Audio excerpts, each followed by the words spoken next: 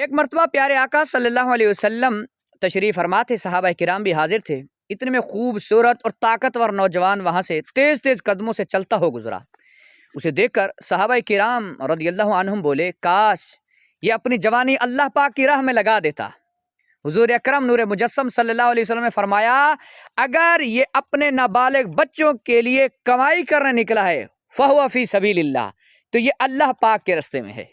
اگر بوڑھے والدین کے لیے روزی کی تلاش میں ہے فہو فی سبیل اللہ، تب بھی اللہ کے راستے میں ہے۔ اور اگر خود کو سوال سے بچانے کے لیے نکلا ہے فہو فی سبیل اللہ، یہ تب بھی اللہ کی راہ میں ہے۔ پتہ چلا ضرورت کے مطابق حلال رزق کمانا بھی عبادت ہے۔ اب ذرا بتائیے، عبادت کرنا شرم کی بات ہے یا سعادت کی بات؟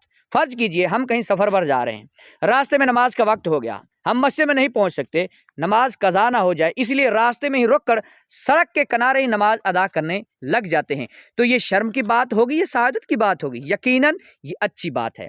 بلکہ ایسے موقع ہو تو بعض دفعہ تو دل میں خود پسندی والے خیالات بھی آنے لگ جاتے ہیں۔